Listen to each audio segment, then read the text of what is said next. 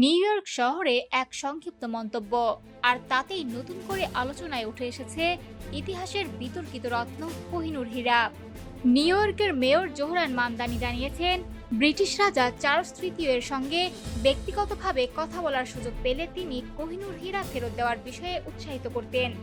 এই মন্তব্যটি আসে এমন এক সময় যখন কিং চার্লস নিউ ইয়র্ক সফরে গিয়ে 2001 সালের 9/11 হামলায় নিহতদের স্মরণে আয়োজিত অনুষ্ঠানে যোগ দেন। তিনি শ্রদ্ধা জানান ওয়ার্ল্ড ট্রেড সেন্টার স্মারকে। যদিও ওই অনুষ্ঠানে মেয়র মামদানির সঙ্গে রাজার সংক্ষিপ্ত কথা হয়েছে, তবে কি আলোচনা হয়েছে তা নিয়ে বাকিংহাম প্যালেস কোনো মন্তব্য করেনি। এমনকি কোহিনূর প্রসঙ্গটি তোলা হয়েছিল কিনা সেটিও অজানা রয়ে গেছে। কোহিনূর হীরা নিয়ে বিতর্ক কিন্তু নতুন নয়। 1849 সালে ইস্ট ইন্ডিয়া কোম্পানি পাঞ্জাব দখলের পর এই হীরাটি নিয়ে নেয়। পরবর্তীতে 1850 সালে এটি উপহার দেওয়া হয় রানী ভিক্টোরিয়াকে। তারপর থেকেই এটি ব্রিটিশ রাজপরিবারের দখলে রয়েছে।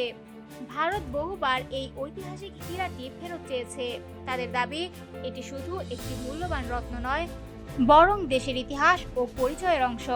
অন্যদিকে অনেকের কাছে এটি ব্রিটিশ ঔপনিবেশিক শাসনের প্রতীক।